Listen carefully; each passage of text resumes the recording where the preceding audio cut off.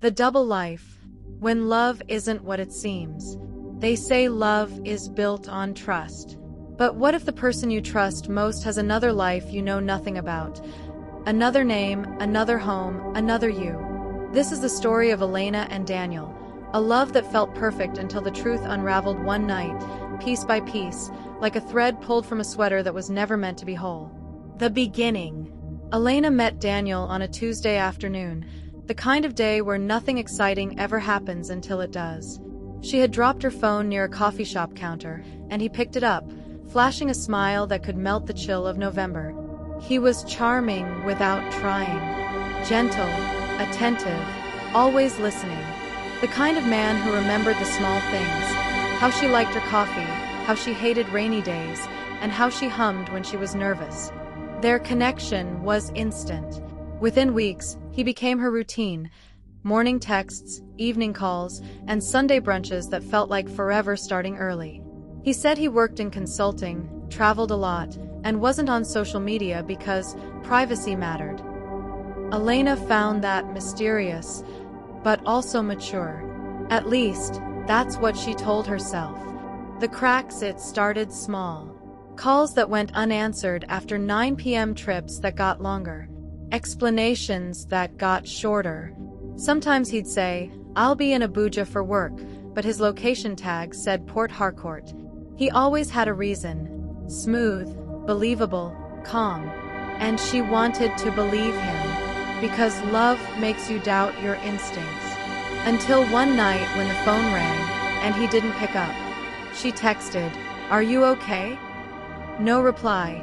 But an hour later, his WhatsApp status updated, a picture of a dinner table. Candles. A woman's hand. A gold wedding band. The denial. The next morning, Daniel showed up smiling, holding flowers. "Elena, you won't believe how stressful that meeting was." She wanted to ask. She wanted to scream. But she didn't. Instead, she smiled and whispered, "You must be tired." Because sometimes, silence feels safer than truth. That night, she couldn't sleep. She opened that photo again and zoomed in. The reflection in the wine glass showed his watch. The same watch she'd given him for his birthday. And the woman's hand, the one with the wedding band, her nails were painted the same color he once complimented at the mall. The discovery 2 weeks later, Daniel told her he'd be out of town again. She waited until he left, then followed. Her heart pounded as she trailed his car through unfamiliar streets. He stopped in front of a quiet, suburban house. Kids played in the yard. A woman stepped out, elegant, smiling, holding a baby. Then Daniel walked up the driveway and kissed her. Elena froze. Her breath caught. Her world collapsed. He didn't just have another woman. He had a family. The confrontation, she sat in her car for hours, numb. When he left for work, she knocked on the door. The woman opened, cautious but kind. "Can I help you?" Elena hesitated, tears threatening to fall. "Yes," she whispered. "I think we're both in love with the same man." The woman's name was Amara. She had been married to Daniel, or rather, David, as she knew him, for 6 years. They had 2 kids. Amara invited her in. The house was full of framed photos, family vacations, birthdays, moments Elena had never been a part of. Elena showed her pictures, texts, the proof, and Amara's face turned pale. For a long time, neither woman spoke. Only silence, the kind that screams louder than words. The truth unfolds. When Daniel came home that night, both were waiting. Elena sat at the kitchen table, her heart pounding. Amara stood behind her, silent but strong, his face drained of color. "Elena, what are you doing here?" "No, Daniel," Amara said coldly. "She means, what are you doing here?" The lies collapsed like dominoes. He tried to explain that he didn't mean to hurt anyone, that it just happened, that he loved them both. But love, Elena realized, doesn't split in two. It wasn't a mistake. It was a choice. She stood up, her voice steady. I thought I was your home, Daniel. Turns out, I was your secret. Amara looked at her once more, eyes filled with heartbreak and strange gratitude.